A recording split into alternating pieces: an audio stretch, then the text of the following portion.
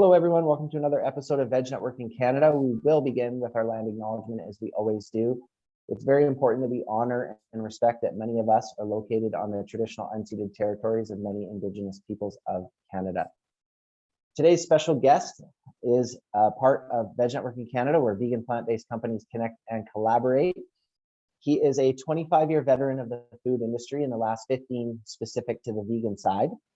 He is a restaurateur extraordinaire, podcaster, a 3-time recipient for Best Cookbooks in the World by the World Gourmand Cookbook Awards, voted Best Toronto Chef in 2017. He is a menu curator for the World Economic Forum. He's a husband, father, and soon-to-be United States resident. I'm sure we'll hear a little bit more about that. Veg Networking Canada is pleased to introduce Chef Doug McNish. Welcome, Doug. Thank you very much, my friend. I truly appreciate the great intro. Maybe you can come around with me, and when I just go to a meeting, you could be there and just say, this is, no, I'm just joking. Thank you so much for that. I truly appreciate it. No, humor is a good way to start any day, any conversation. So I appreciate that sincerely. Let's start with your first question, sort of more on a personal side of things, which is, what is your plant-based vegan origin story? Wow, this is a good question to start with. So I started working in the food industry when I was very young. I was in high school, and I guess by the age of 20 or 21, I was just very unhealthy, very unhealthy. You go to chef school and you're trained classical French cuisine, deep fry this, add butter, add cheese, melt it. There's a dish. This is what you do for a living. And, so that paired with a very unhealthy lifestyle. For those listening or watching, I'm not sure how much you know about the restaurant industry, but it has been or can be a very toxic one. And so I was drinking every night, and you finish a 14-hour work day in the restaurant, and the first thing you do is you drink a beer. And it just sort of led downhill to me having very poor health. By the age of 20, I was 100 to 150 pounds overweight, and no muscle or anything like that. Just I'm completely unhealthy. And, I woke up one day and I said, I have to make a change. And I just didn't know what that meant, but something inside of me said, you can do better. You don't need to spend your days hungover, tired, not having energy, gaining more weight, et cetera, et cetera. And so I started working out, but I didn't change my diet. And the working out was great. Right around that time, now this is when Facebook just started. I'm dating myself now a little bit. Right around that time, I was posting online, and I was on the Jimmy Kimmel message board on the forum, when there used to be forums before Facebook. And I met this person, and she was a vegan, and she lived in Manhattan. And we just started chatting and connecting. And she started filling my head full of ideas that you can be healthy and animals have feelings and all this stuff. And I didn't want to hear it. I didn't want to hear a word of it, because I was a chef and I knew, you butcher and you cook and you butter. Like I said, after 2 years of talking, I went down and met her, and we started a relationship, and I started experiencing Manhattan. And again, this is a long time ago. 15 years ago, 16 years ago, there was over 100 vegan restaurants there. And I started seeing things being done that I didn't even know existed. I had never even had quinoa or flax or chia or any of these things that we, are commonplace now. But I would go to these restaurants and try this food and say, oh, this is amazing. Like a seared quinoa croquette over braised greens with a tahini chlorella cream and, some other garnish and miso and all these things and flavors that just blew my mind. And I didn't go vegan right away. I started eating healthier and learning. And I really, one of the people I admired at that time was Brendan Brazier. He had just started with doing Vega. And I remember going to see him talk in Toronto and just learning about, health and, okay, am I going to get enough protein and iron and omegas and all these things that people talk about? And I'll never forget it. So the night it happened, my then partner and I, we went to dine at Gramercy Tavern in New York. And at that time, Gramercy Tavern was the #1 restaurant in the world. And we had a tasting menu. And she had the vegan and I had traditional. I had foie gras and veal and all the evil on my plate. And we went back to her apartment, and I remember her, this is after 2 years of talking, and she said, listen, just watch this video. And I said, oh, come on, don't make me do that. She said, just watch this video, just watch this one video. So it was Meet Your Meat by PETA, and it blew me away. I didn't even know what was done to animals. I had no idea the amount of torture and abuse that took place. I remember watching the video and I went pale and white, and I said, you know what? I can't do this anymore. I can't take part in this evil cruelty. And I didn't go vegan right away. I still ate a little bit of fish, and I think I had mayonnaise and things with animal products in it. But I slowly started taking the steps and changing my diet. And I was working at the Air Canada Center at the time, which is where the Leafs and the Raptors play here in Toronto. And I was working in a steakhouse, and I was on the grill. So I was cooking anywhere from 200 to 300 steaks a night, but I wasn't eating them. And I started showing up with brown rice and lentils and kale and broccoli, and I tattooed this on my arm not long after. And the cooks there all thought I was just bananas. They just didn't seem to understand what was going on. I said, well, I'm going to go vegan. They're like, what? But of course, I kept working out. I kept up with the diet. And I guess over the course of a couple of years, I lost about 100 pounds. And I just changed my life forever. I just changed my life forever. And, of course, when you learn something, it's almost impossible to unlearn it. I feel like that is the key, to human beings' success, is just when you learn, you can't unlearn. So I read more and more, and I immersed myself in vegan bodybuilding. Robert Cheek is a hero of mine. I've known Robert for 15 years as well, and started going on his forums. Again, Facebook was still early. And I was just blew me away. And I said, oh, not only do I not have to eat these animals to be healthy, I'll be healthier if I don't eat them. And then there's the ethical part. And I got into protesting and everything. And yeah, that was, I guess, somewhere in the area of 17 or 18 years ago now. Well, that's a powerful vegan plant-based origin story, because I'm sure there's some environmental stuff in there, but like the point is, like, it was like health, it was, ethics, animal welfare. They're innocent, they deserve what they deserve, and the environment. And just goes to show, like, no matter how you get there, like, we're all in the same team, we're all helping in our own way. And God bless this your partner at the time, like that level of patience and all that. It's just, that's so important too, to acknowledge, like, yeah, like, somebody's not, most people are going to have a transitory story or transformation story. It's not necessarily overnight. So having that grace and that patience with others is really important. So switching gears from your personal story to your entrepreneur, like, it sounds like being in the food business, you're probably kind of had an entrepreneurial spirit all along, but like, when maybe did it spark or change that you started consulting and turning it into a business and monetizing your skill set? Yeah, that's a good question. I think that, for me, I had spent so many years already cooking and picking up information. And it became very challenging for me to have a quote boss, and being told what and how to do things. And I don't think it was an ego thing necessarily. It was literally just, I guess it is ego in a way. I thought I knew better. And it just became challenging. And the moment it actually happened was I had taken an executive chef job at a resort in Northern Ontario. And I remember the owner, I had to do juice cleanses, cut the fruit up for the juice cleanses and press the juice. And the owner had asked me to take all of the seeds out of all of the apples. And we're talking 40-pound case of apples, and I had to remove every single seed. And I think, honestly, that was the moment I had responded to her essentially saying, no, I won't do that.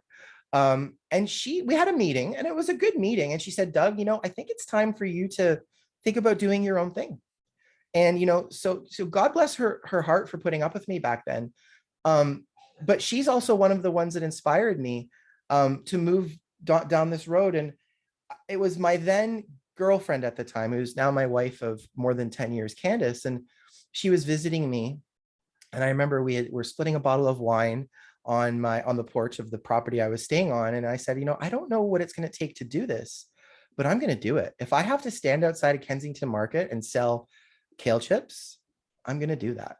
I don't know what it is and I don't care what it takes, but I am going to do it. And, I didn't know what it meant, but I just took it slowly. I was, I'm grateful that I had a book deal at that time already. So I was in the process of writing my first cookbook. So that helped immensely. And then I started at the Evergreen Brickworks Farmers Market here in Toronto, one of the largest farmers markets in North America. It's all green. It was just a fantastic opportunity, and they had no vegan vendors. So there I was. I slowly but surely, I bought a folding table. I bought a tablecloth. And then I started selling dips. And then I bought another folding table. And then I bought a blender. And slowly but surely, we started selling a lot of food. There was a huge demand for vegan cuisine, and I was the only one there. And what turned into a folding table turned into, $3,000 to $4,000 a week in revenue. I couldn't believe it. So that was sort of how it all started and progressed. And I think the consulting thing sort of happened naturally because the world needs more of this. I think there's no question. And I had already filled my mind with all of this information. And the Windsor Arms Hotel here in Toronto is a fancy schmancy hotel. Is A-list celebrities, Elton John is there. Drake was there when I was doing my thing. And I did a vegan reception for Tommy Hilfiger. And they needed a vegan menu. So they approached me and I did it. And I've just kept going ever since then. I don't know, entrepreneurship is, it's an interesting thing. I think it teaches you almost more about life than anything, because there's many ups and downs, but I wouldn't have it any other way, my friend. I've been blessed with so many great opportunities, and just being able to talk to people such as yourselves and just travel and do my thing. So I'm super grateful for it, my friend. Well, that's what the entrepreneurial spirit is all about, right? It's common thread where somebody has the end in mind. They don't necessarily know exactly the path to get there, but they have the end in mind. And then as well, to your point, very common thread, I'm in this environment, this situation, and there's a gap in the market. Something's not being offered, and why not me? Why not me to be able to fulfill that? So incredible. That's great. In terms of now, where you are 15 years removed from specifically focusing and dialing in on the vegan food industry, as a chef and a consultant, perhaps you could speak to it through that lens. What are some trends in your industry? That's a good question. Well, I think we've seen the era of the Beyond Meat and the Impossible, and they really helped spark a huge change in consumer trends and the movement in general. And I think, plant-based fish, I think, is really the next big thing that's coming. Plant-based fish, plant-based eggs. I think, they've already started with the scrambles. And I'd love to be one of the, I'm working on developing and scaling the vegan eggs that I've created, but I think refining the products that are out there as well to make them a little bit healthier, because I think it's been quote easy to you mix. I know the general formulas. You mix the TVP with the methyl cellulose, you add the seasonings, you add the color, you have a Beyond Burger. They're not necessarily healthy. So I think that you're going to start to see some of these things be more refined. And instead of, pea proteins or other soy proteins, you'll see things like buckwheat, whole seeds, nuts, and things like that. And you'll start to see it because the market is going to dictate that. And you're starting to see that a bit in the marketing now too. These companies are saying less sodium, less fat, no methyl cellulose, et cetera, et cetera.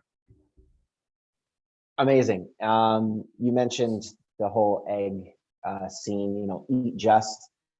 For those who don't know, they've done 17 rounds of fundraising, and their total right now is around 465 million that they've had. So there's a lot of money definitely going into the egg space, the sauce space. Tyndall, plant-based fish, plant-based seafood, real seafood, as you mentioned, they just did 100 million raise. So there's a lot of money being into this whole green economy and everything. Before we move on to the next question, can you tell us a little bit more about your eggs? Well, going back to Windsor Arms, one of the biggest things they requested from me was a vegan brunch. And now this is 2010 or 2011, and there wasn't much out there. You surely couldn't go out and purchase ready-made products. And tofu scramble was out there. I had that in New York and enjoyed it, and it's good. But there's no eggs, there's no yolks. And it was really something that I wanted to challenge myself on because, going back to the Windsor Arms, we had a full house. So the Windsor Arms, it was a steakhouse at the time, and they were struggling. They had no one coming. It was very outdated, a $75 porterhouse steak, and no one was coming. So we do this vegan brunch on Sundays, and all of a sudden, boom, full restaurant, twice, 150 reservations in 2010, 2011. And the owner couldn't believe it. I couldn't believe it. The orders just kept coming in, and we didn't know what to expect. But I saw this demand for brunch, and a lot of people love brunch food. And I've done some traveling, and whether it's Europe or Australia or South Carolina, or I'm consulting on opening a restaurant in the Cayman Islands later this year. And everyone loves brunch, everyone. So for me, it was a challenge. How can I get better? How can the pancakes become fluffier, but keep them healthier? So the egg thing started, and it was just when I tasted black salt, I was like, wow, this really tastes like eggs. There's sulfur in it, and it tastes like eggs. And earlier in my career, I had learned molecular gastronomy. And I had played around with it a lot. I had done things when I was 21. We used to print with edible ink on soy paper. We would make sushi, and you would eat paper, but it would taste like sushi. So weird, wild stuff like that. And I had played around with spherification. And you can encapsulate, pretty much anything. You can encapsulate red wine, balsamic vinegar, anything. And so I started testing and playing around, and out came this thing that tasted like an egg yolk. And I was like, oh my gosh, wow. I still have the video of the first day I tried it. And I was like, oh, what is this? And I remember taking it and throwing it at the wall, and it exploded like an egg. So we needed a white. So at the beginning, I just scooped out some silken tofu. We trimmed it, and we scooped out the center, and we rested the yolk inside, and we would sear the silken tofu. And it has a pretty good texture, close-ish to egg whites.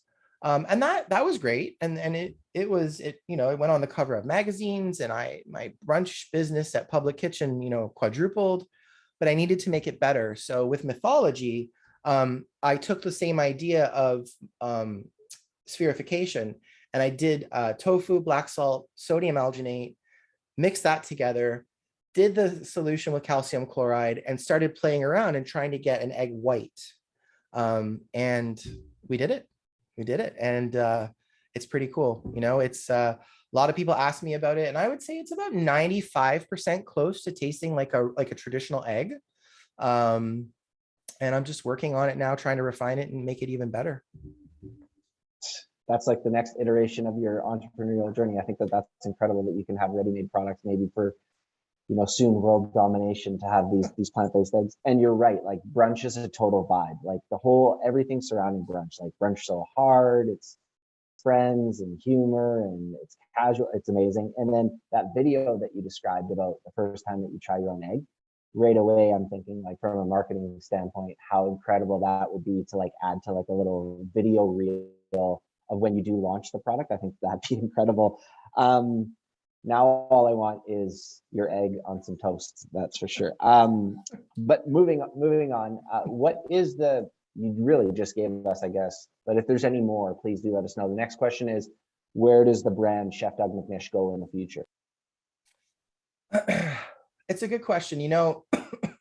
I am a bit of a dreamer, and I say that because I believe in business plans, and I believe in planning, and I believe in, being financially responsible and everything. But I also believe in, through my spiritual practice, you just need to put stuff out there, and you need to see what comes back and what happens. And prior to COVID, I was doing a lot of traveling, a lot. I was on the road 75% of the time. And I was negotiating deals on almost every continent. I had two entities from Russia talking to me. I had South America, you name it. And then COVID hit. And, I believe everything happens for a reason. But I think more growth in other countries. It's part of the reason my family and I are moving to the United States, is all of our family is there. Both of my parents have passed away in the last 7 or 8 years, and I don't have much holding me here anymore in Toronto. And I have a beautiful wife who I can't leave all the time because that's what was happening. I would just leave and leave her with our son, and it's not fair to her. So part of the reason we're moving to the United States is so I can grow more internationally. Like I said, I'm working on a vegan restaurant right now in the Cayman Islands, and that's going to be opening later this year. And so I think more of that, but really just being open to what may or may not come. I've put in a great deal of work in the last 10 or 15 years, and I have this skill set and this knowledge. And I just enjoy working with like-minded people who are just trying to make the world a better place. I mean, I think that's really how it goes. So I'm a bit of a dreamer. I don't really have a plan per se. But when the right opportunity comes, I try and go with my gut, and I try and say yes or no. I am terrible with song lyrics, but I just keep hearing like the dreamers or I don't know, the crazy ones or the good ones or something like that. But you're being modest. So, for everybody listening, where Chef Doug McNish's brand is going in the future is world domination with the vegan yolk. And then as well to Cayman Islands and all this other amazing stuff. So no right or wrong answer to the next question. Maybe it's something you've done, currently doing, plan to do. But the next question is, does your company, and do you support any charitable organizations? Yeah, 100%. So I pardon me, I have to cough. When I was 19, our house burned down, and we lost everything. And it was extremely difficult. And I mean, as you can imagine, we lost everything. And my dad, he was never good with finances, God bless his soul, but he had just cashed in our homeowner's insurance a year or two prior to, so he didn't have insurance. And one thing that always stuck to mind is the Red Cross. And we were in a motel the morning after our home burned down, and the Red Cross showed up with clothing and food. And they were just there for us, and they gave us gift certificates, and we didn't ask them to be there. They were just there. So I've worked with them a lot over the years. It has been some time, so I really should reconnect. I have a good friend here in Toronto named Matt, and he runs the Toronto Vegetarian Food Bank. It's all vegan. I've done a lot of work with Matt in the last 5, 6, 7 years, and he has just grown that, and it just is such an amazing charity to support. And I've been there helping and handing out food and just meeting people who are down on their luck, and but they're vegan, and you can't go to another food bank and you get ground beef and you get cow's milk. So it's a bit amazing to support them. And then this year I'm going to be working with, I'm going to be proud to be working with EGAL Canada, which is it's the largest governing body for the LGBTQ 2 plus folks. And so I'm in discussion with them to do some work with them to hopefully help create some restaurant, I guess, sensitivity training programs.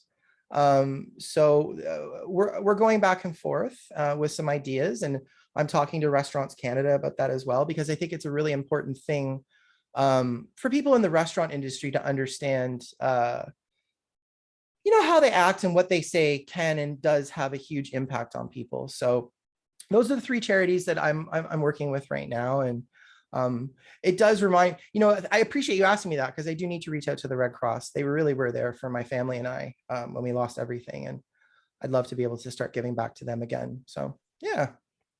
Perfect. Well, there you go. And you're right, like sensitivity training, we've heard all the buzzwords: diversity, equity, inclusion. It totally absolutely matters. And based on your earlier comments about how a restaurant might not always be the best environment. That's a really amazing thing that amazing thing that's happening. And yeah, you're spot on about the Toronto Veg Food Bank. I mean, there's nothing worse. Like, of course, people are hungry and they need their food, but like to give them food that, like, we know, not an opinion thing, but a fact thing that's slowly killing them or giving them more issues. So they're doing incredible work. So that makes total sense. This is a spot maybe where you can have a little shameless plug for your own, because you're a podcaster yourself. But the next question is, from an entrepreneurial lens, are there any books, podcasts, or apps that have helped you to get to where you are or currently helping you in your journey? Oh my gosh. That is such a good question. You know, I when I was younger, I guess it was when I was 24 or 25, I wanted to brand myself. And I had a faux hawk. I was a cocky young man, and you know, as 24-year-old boys are, and I had no idea what that meant. I just, you know, I saw these famous chefs on TV doing it, and so I decided to go down that route. And I think I chased fame and money and autographs and those things for a long time.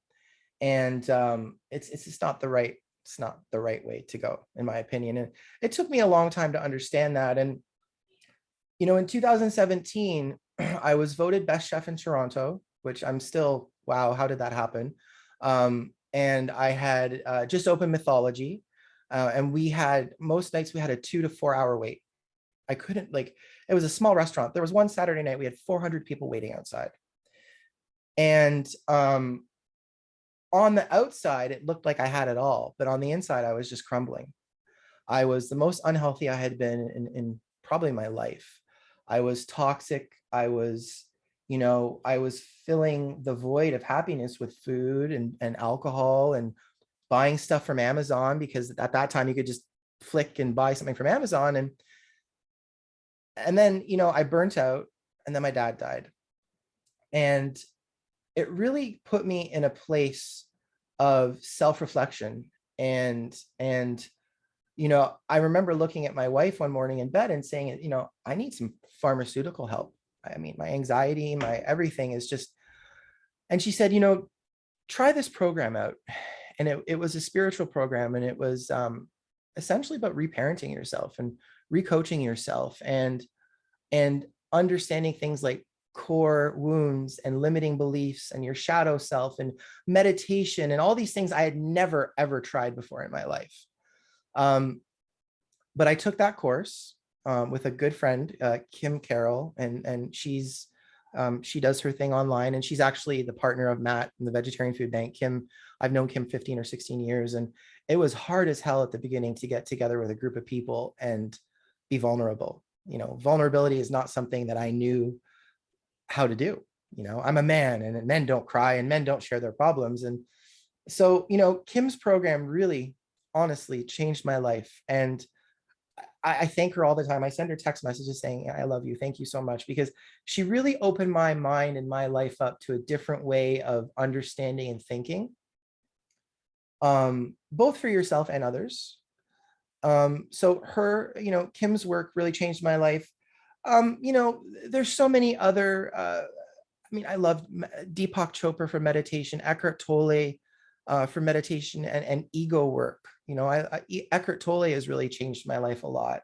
I mean, I could go on and on. There's so many podcasts I listen to, just about even, you know, community nutrition. You know, there's so many things we as human beings don't get, and I didn't get for years, that caused me to become a bit of an asshole. You know, I'm not gonna lie. I was that person drinking 15 coffees a day on his phone constantly, not caring. And so it was, you know, a bit of everything, but really, you know, I have to give a huge shout out to Kimberly, and she really helped save my life a lot and helped change me as a human being.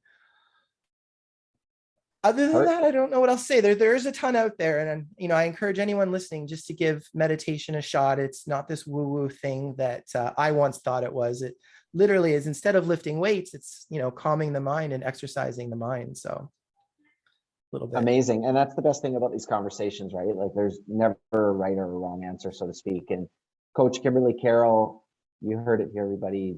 Check out our program if you haven't before, and then there's other recommendations as well. Okay, so from an inspiration standpoint, maybe it's I don't know, a supplier, or I don't know, a company that creates certain machines within the kitchen, or a knife company, or I don't know. But the next question is, what are some companies, local or global, that you look to who inspire you and where you're going? Companies I look to, global or local, that inspire me. Wow, that is a good question. I love seeing these small startups on LinkedIn, just with an idea and just growing it. I recently stumbled upon a gentleman and he's from Eastern Europe, and he's creating these vegan meats from buckwheat. And I sent him I said, wow, this is really cool. There are some really amazing things you can do here with this. And so things like that, I think, LinkedIn more than anything right now is an area to go to and just find so many amazing companies doing things to help make the world a better place. Animal rights organizations. I'm a big fan. I'm a big fan of Mercy for Animals. I love seeing what they're doing and their undercover work. Here locally in Toronto, Animal Justice and all the work they're doing behind the scenes is amazing. I don't know. I don't know. That's a really good question. I'm going to come back to you with that down the road too. Yeah, for sure. Sounds good. Mercy for Animals, Animal Justice, they can't get enough exposure and plugs. That's amazing. And then, great answers. It's a chef telling you to go on LinkedIn, folks. So for those of you right now who are an entrepreneur or business owner who aren't leveraging the power of LinkedIn, you're hearing it from a chef who's talking about the power of LinkedIn. So if you're looking for a sign about LinkedIn, this is your sign. But moving on to our last question, Chef Doug, is advice. We always preface it by saying this is not the time to be modest. But with that being said, if that's your style, that's fine. Again, no right or wrong answers. But for the entrepreneurs, business owners who may be in a job and thinking about, taking that leap and becoming an entrepreneur, maybe they have been for a little bit and they're in the middle of their journey, or maybe they're at the end looking for something new or an exit. Maybe, anywhere on that spectrum, what is some advice that you would have for entrepreneurs and business owners? I think the biggest thing is just start. Try not to just start. There's never a quote good time. There is never a good time. There's never enough money. There's never enough time. There's never enough marketing. There's never enough anything. Just start. And if you're working part-time still, that's totally cool. Come home and work a bit. Even if you put an hour a day into something, it starts to snowball and build up. Don't be scared to fail and make mistakes. The single best way we can learn, in my opinion, in life is by messing up, by making mistakes.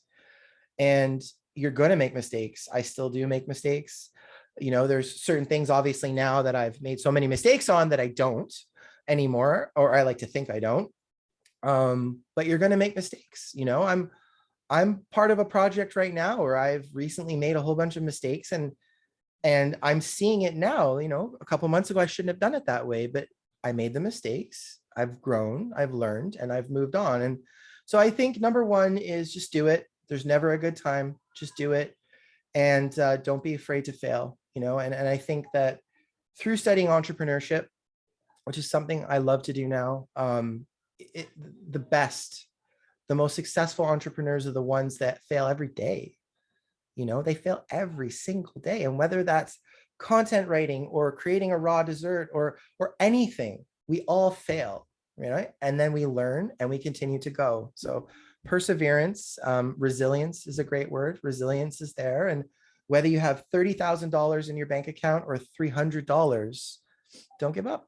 You have to have that faith, and you'll get there. That's how I like to think and look at it. And some days are harder than others for sure. But we're going to have bad days. We're going to have good days, and you just got to keep moving on, keep trucking. Okay. Well, you heard it here, folks. The right time is an illusion. It doesn't exist. And then, reframing failure to more so like mistakes, which like you can accept. They're in bite-sized chunks. It's normal. Fail first, fail often.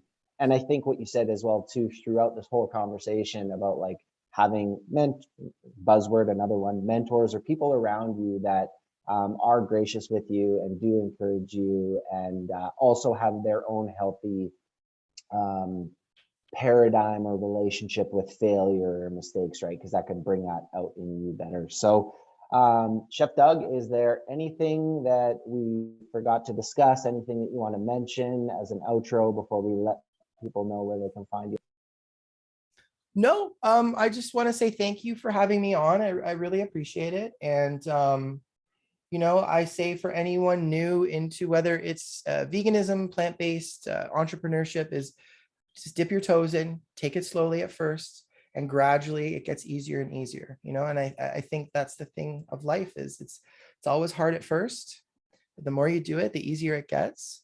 And then just to go back really quickly on the failure thing, I've always been I've studied Nelson Mandela's life for a long time, and Nelson Mandela, he said it best, and I never fail. I either win or I learn. And I think that is one of the most important things we can take as human beings is just to understand that. So yeah, thank you so much. Great quote. Always timely. Yeah, dip your toe in the water and then you'll be around a bunch of other entrepreneurs who are doing cannonballs in that water and it'll all be great. So making lots of impactful, great changes in the world. All right, everybody, you can find out more. You can get inspired. You can probably even see some visuals and drool away. You can find out more on Instagram at Doug McNish, exactly how it sounds, Doug McNish. And then the same is true on the web, www.dougmcnish.com. Chef Doug, thank you so much for coming. And everybody else, we'll catch you on another episode of Veg Networking Canada. Take care. Thank you so much, my friend. Appreciate it.